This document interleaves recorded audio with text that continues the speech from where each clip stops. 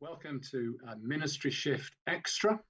We're going to pick up a theme that we looked at a week or so ago in the light of the Black Lives Matter protests, triggered, of course, by the murder of an unarmed black man in Minnesota by a police officer, but that had significant implications and reverberations around the world, not least in the UK.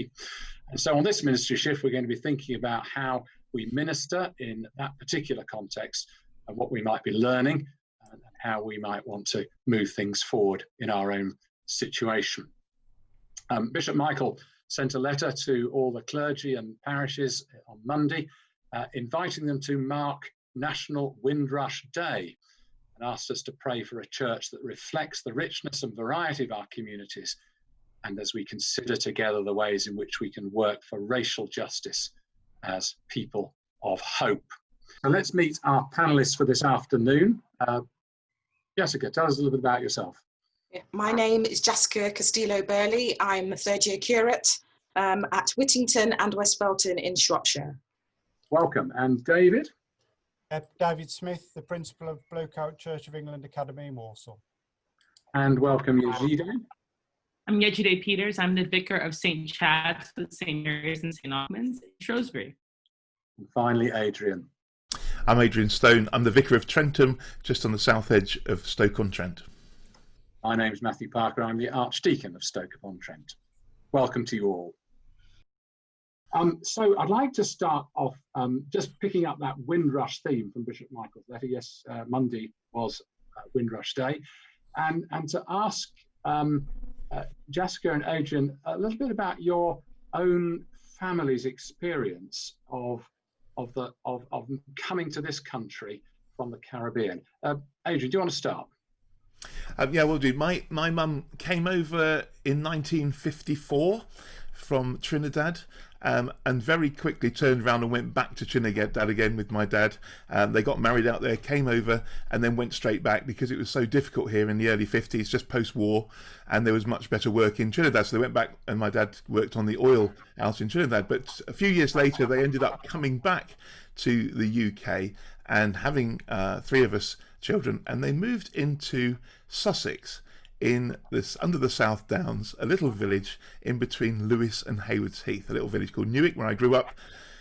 We were the only family who had any colour, and we would have been called the black family in the village. And look at the colour of my skin. We weren't very dark, but we were different. And no more so than when my mum, who was fully educated to be a school teacher, she taught kindergarten out in Trinidad, asked if she could help out at the local play school. Not the school, nothing major, just the local play school to help teach the children. And the whole village decided they needed to have a meeting, a village meeting, to decide whether a woman from Trinidad could speak and teach their children, whether she would teach them to speak correctly or write correctly. Interestingly enough, she was the best writer and the best English I knew anyway in my life. But that's the sort of difference that came across just from coming over from Trinidad. And if you ask my mum, was to make a fuss about it, she wouldn't have done. And I think the Windrush generation generally didn't make a fuss. They just took it as part of how things were, and that's the legacy that we're still trying to work on. What about you, Jessica? Yeah, and so for me, my dad, he didn't actually come on the Windrush. He came afterwards, and he came of his own esteem, really, to see my granddad was here, and he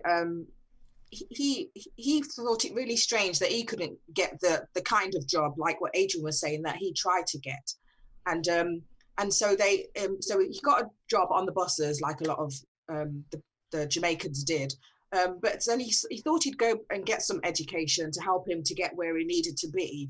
And he found out that even the level of education that they were teaching him was far below, what he had in Jamaica. He just thought if he had continued, he would have just stayed where he was. And so he never continued with his education because he just thought it was too far below him, really. He'd gone past the level that they were trying to teach him. And I suppose that's why we do get educated as English, British, whatever you want to call us.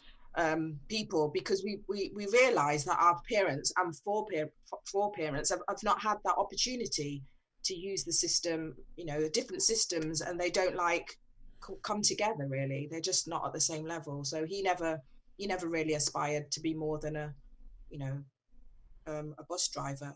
But even so, even in the churches, they never welcomed them at the door. And I remember somebody told me a story about they went to church one Sunday, and the pastor was saying, "Please don't come back," kind of thing. And so they had to live with that kind of thing. You know, what do we do about church? How do we relate to, as they call it, the mother church from where they came from? You know, what is life, you know, without going to church? I mean, because that's our life, isn't it? I mean, from the Caribbean, church and life is one thing. So, you know, it doesn't separate. And so that's what they were up with, really, or against. So, yeah. I mean, both those stories are both tragic and heartbreaking in their way, and shocking, because we're not talking about 200 years ago here. We're talking 40 years, 30, 40 years ago. So yeah, very, very thought-provoking. Thank you for those contributions. I just wondered, David, turning to you, in terms of the question of welcome and the lack of welcome that the Windrush generation received when they first came to this country in the 50s. In your school, do you sense there's a greater sense of welcome, or is there still an issue there with people feeling they don't belong, or they're not properly accepted in their own community? I would say there's still an element of some children probably not feeling, and some families not feeling as welcome as we'd like them to. I think the key for us is that we celebrate the diversity amongst our student population, and they embrace that. That's not always to say it's straightforward, but the children embrace each other's differences, celebrate each other's differences, and I think as a consequence that makes the welcome warmer. But it's always something that we try to work hard on. And obviously when things hit the news, that can sometimes highlight differences between different communities within the school. But one of the joys of working in such a diverse population is it does give you the opportunity to celebrate that really wide difference that we're lucky to have in the school that we are right in the centre of Warsaw. And it's a sign of hope. It is a sign of hope. Yejide, how the business of welcoming people, we've talked about schools and churches. I mean, how do we get that welcome right, if there is such a thing as a right kind of welcome? What's the best, so that people, whatever their background or culture, but particularly for Black people coming into majority white churches, for example, how can they feel that they are genuinely welcomed?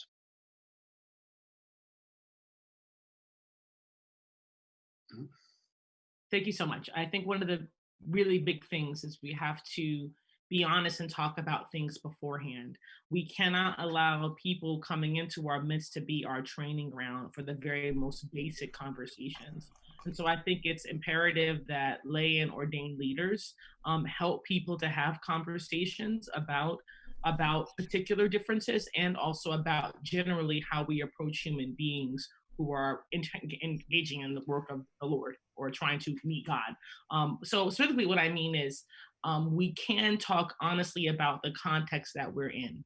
We are embodied people. So we live in a context and a time and a place. So I personally have engaged with people in my church who desire in the conversation about race and justice. And that's very unusual because I'm not in a diverse place. I'm not in a place with lots of folks, but I feel like the people who come to my church, the very small number of people come who are BAME, should not be the people who have to bear the brunt of everyone's curious questions.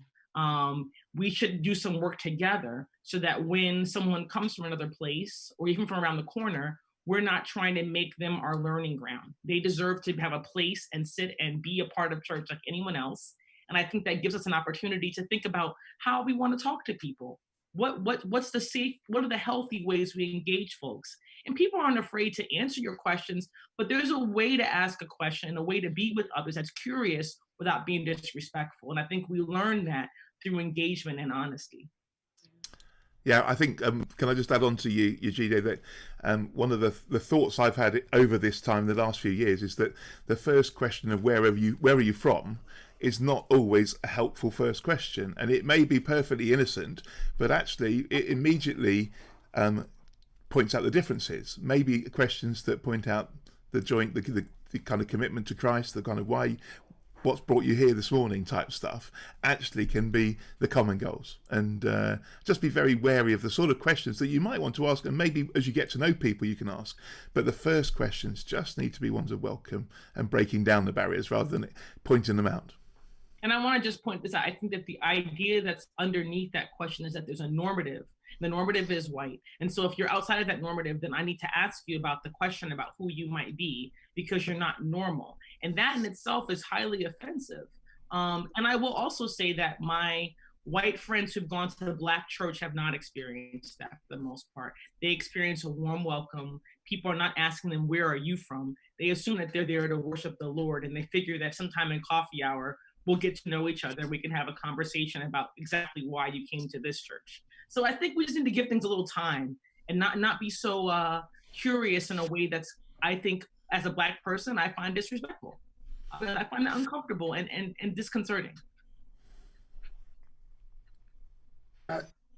On that subject of conversations, one of our watchers, listeners, viewers, posed the question about having a good conversation, and the anxiety that's around for some people who really want to have that serious and honest and open conversation, but are really quite anxious about using the right or the wrong kind of language. They don't want to be offensive, but they're not quite sure what the correct terminology might be. I mean, again, that's not a burden we should be placing on Black people to kind of help us out with that all the time. But do we as a panel have any sense of how we can have that conversation, if not free of anxiety, because it's a difficult conversation, but at least that we can be straightforward and clear with one another? Any thoughts on that? Jessica, you got any? Yeah, I think if we treat everyone as individuals rather than you're Black and I'm white, you're going to just talk to me just normally. I don't have to put up a front or pretend that there's something. I mean, we're all diverse, we're all different. Even if you get two white people together, they're not going to be the same. And so the conversation isn't what makes us different. It's what makes us the same. And it's the same thing that they were saying about when we come into a building, we talk about why have you come here today? Is it we've come to worship the Lord together? And I think that if we build on the things that make us make us the same, or we can build on those things rather than pinpointing things that may make us different. I think that's the thing that we need to be building. Relationships, once again, is one of the things, just being real, really sharing God's love and just doing what God called us to be and what God called us to do. Really, that's what he expects of us, really, to show his love to whoever. I would say that I think that we also have to have difficult conversations. And I know that people are uncomfortable with that. I think that when we respect people, when we honor them, we do a little bit of work so that when I, for example, when I have a friend and they're from a different culture, I might read a little bit about how things might be at their house, about how I might be able to respect their mom or their dad or their spouse, what might be important to that community. And I think that part of what the basic that people can do is just do a little bit of reading, so that when you're starting the conversation, you're not starting at the kindergarten level, but maybe at a 10th or 11th grade level. You've thought about some things, you've been researching a little bit, and now you're ready to have a conversation with an equal, and a respect to learn from that person. And I think that we can't have ahistorical realities because we're just not ahistorical people. But we certainly can be honest. I don't know a lot, and I want you to be honest with me if what I'm asking is too much, and be okay with that. If the person says, I can't do that right now, and step back and trust that God will be there and meet you where you need to go. And there's something about examining our hearts. What are our motives behind this? If our motives are to kind of grow the church family, to see people encounter Jesus to know the barriers breaking down, then fantastic. Let's not be afraid of making the odd mistake for those motives. But at the same time, and let's not let it paralyze us either and say, well, we can't say anything if we're not going to get it right. We need to keep speaking and doing the relationship stuff. Yeah. David, in school, how does this work? I mean, you presumably at various points in this curriculum, you might facilitate, or your staff might facilitate, conversations around this area of race and prejudice and so on. How do you and how do your staff tackle that? Well, I think it's slightly easier with younger people because I think they have slightly fewer inhibitions and are perhaps happier to start the conversation. They will say the wrong thing, quite often will say the wrong thing. And I think the skill of the teacher is about, facilitating that as a way of learning from the conversation that children are having. But children are not reluctant to share their views. They might not always be the most appropriate. There might not always be something that we would necessarily say that represents the view that we want for our young people. But what it does do is create a discussion that kind of isn't stilted in the way I think it sometimes is with adults. Yeah. Children aren't scared of saying the wrong thing. They'll just say it, and then we kind of, as teachers, have to deal with the consequences. But that's what learning's about, and I think that's one of the things in a diverse community. You can kind of encourage that, and it doesn't become polarized. It becomes different people chipping into quite an interesting conversation. Yeah. A skillful teacher can, really encourage children to learn from each other from. And is that a kind of conversation you have with your staff as well? It is, and it's something that, some staff as adults find difficult, and you very often find that the staff will find it easier probably to engage with those conversations with young people than they might necessarily talking to each other, because there is that sense of, a security when you're working with the children, that you're usually on comfortable ground, that you've kind of set things up and you facilitate a discussion in a particular way. Whereas sometimes talking adult to adult, it can be stilted in the way that people have described, and people are mindful of saying the wrong thing or, it coming across in the wrong way. So I think a lot of teachers really enjoy working with children for precisely that reason. It's a little bit easier. Can be difficult to control sometimes when, opinions can get heated between young people. But I think that's the strength of it, and the skillful teacher will always manage to divert that discussion round to the point that they want to make, and make sure that there is a shared understanding amongst the children. So people have a responsibility to put a bit of energy and effort into these conversations, and not to just drop out because they feel, well, I'm bound to say the wrong thing, I'm going to be criticised or whatever.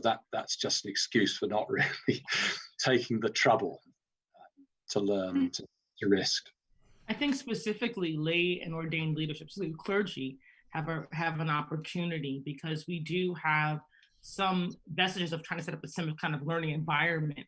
We can help people to facilitate that kind of conversation. We are people who are trained and equipped to have challenging conversations. And this can be an opportunity for us to learn from lay persons in our communities who are teachers, or in the case of Adrian, if you or yourself are a teacher, to use those same skills to help people to do something that's quite difficult. Because adults and children aren't that different, but adults are scared. But I think once they realize they're not going to get their head bitten off, and that there are going to be some boundaries on this, lots of people do want to learn. They want to grow. They want to have what they call a fierce conversation. That's exciting. Learning is scary and wonderful. And so this is also a great opportunity, because I believe God is all in this. And if we're doing this work, God is going to make this work help us to come alive. Yeah. In the spirit. And just following up on that, and kind of finally, really, a number of people have commented that because they live in largely white enclaves, because of they're perhaps in a very rural area or whatever, they don't necessarily ever encounter people who don't look like them. And where does the responsibility lie there in terms of building relationships and having those conversations? I think there's something here that we touched on last week about what we learn in schools and education. I think that we still haven't quite. I don't quite know how to address that, actually, if I'm honest. My children went through schools. They heard about racism. Usually it was linked with civil rights in America. Very little was said about empire and colonialism and everything that has been built on over the years. And so there's something in there that it would be good to think everybody in this country gets some education. And then there's also stuff, there's quite a lot of good stuff on telly at the moment, educational stuff, particularly by David Olusoga, who has done quite a few good, accessible, historical programs that help explain and just give us a better understanding, so that we can be more educated as and when we come across folks who aren't the same, you know. I would argue that that this issue isn't actually about being the people. It's actually about the way that Britishness has been created and the ways in which that might influence the Church of England. As Christian persons, when we engage or are part of a reality that may have previously been oppressive or might currently be oppressive, we are not fully living into Christ's desire for us. And so in examining what it means to construct a whiteness that has been about pretending things are a way that they're not, erasing whole chapters of reality, saying that to be English, to be British is to be white, does that deform people? And I would say yes, it does. And my experience has been, I've worked in majority and overwhelmingly white congregations with all of my ministry, that when people begin to talk about this, it actually is freeing for them. It liberates them from the idea, they know something is not right, but they can't quite say what it is. And they're able to begin to realize things they were told as children, ways that they behave, things they believe are actually leading them away from God and away from love. And so this is actually the path to a real freedom, because oppressing hurts people who oppress too, not just, you know, you don't have to be there to be the oppressor. You can just be a part of something that isn't about love and isn't about engagement and hope. And that's harmful for all of us, regardless of where we are in that system. The Mayor of Bristol, Marvin Rees, who identifies as Black and mixed race and is also a practicing Christian, was asked on an interview a week ago whether he was optimistic about the future for race relations in this country. And he replied, "I'm not optimistic, I am hopeful." So let me ask you, panel, are you hopeful when you look at the future? Definitely. Definitely. Just by being who I am and where I am, and just my belief in God and the story of hope in God gives me great hope, because that is how I got here, was through hope. And so ultimately, all the way to eternity, I'm believing that God's going to do something great, because he is great. And that's all it takes, really. Just believing in a great God who just does things outside of what even you can imagine, as the scripture says, what you can imagine or think. I'm believing for that. I bring it on. That's what I want. That's what I want. Sorry. Thank you. Anyone else want to comment?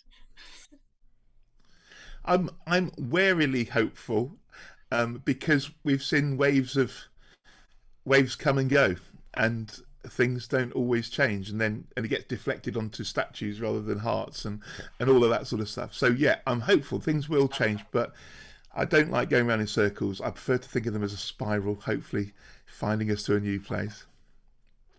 David, you're seeing young people. Yeah, I think our hope is always comes from the young people, to be perfectly honest, and it's their kind of youthful exuberance and energy that does give you hope that things will change. But as Adrian says, there is a sense in which, you know, when you've worked in schools for a long time, you do see things come round again, and you do get a little bit browbeaten by that, in a sense that you kind of wish that we weren't here again. But I think the young people do, you know, that they've taken on many causes in recent times, whether they're listened to as well as perhaps we would like them to be. I'm cynical perhaps about that, but I do think they have the desire, they have the energy, and probably have the faith that it will change. And you know, they probably have a strength in faith which is quite inspirational to all of us, because they genuinely believe that things can change, and that's something you're always keen to foster within them. And we all need a bit of that. And finally, Yejide? I think that I have a hope, and my hope is in Jesus Christ. I'm hopeful that by engaging in this, I will not lose my humanity. I'm hopeful that I look at where I am in my life, where Adrian and Jessica are, that we're even having this conversation. And I'm sure that all of our ancestors wouldn't have imagined us sitting down and having this conversation. So I'm hopeful that in the remarkable way that God works, things that we cannot imagine, as Jess said, are going to happen, and that they will be better still. But do I think it's all going to magically disappear? No. But I think that we are building for a future we can't see, and that God has great things in store, more wonderful than we could imagine. And I want to keep working for that with all of you, because I believe that Jesus is fully in this, and that's exciting and it's hopeful. Amen to that. Thank you very much to Jessica, Adrian, Yejide and David. Please do share this if you're on any social media platform where that is possible, and tune in on Monday at 4:30 for the next ministry shift. Until then, goodbye.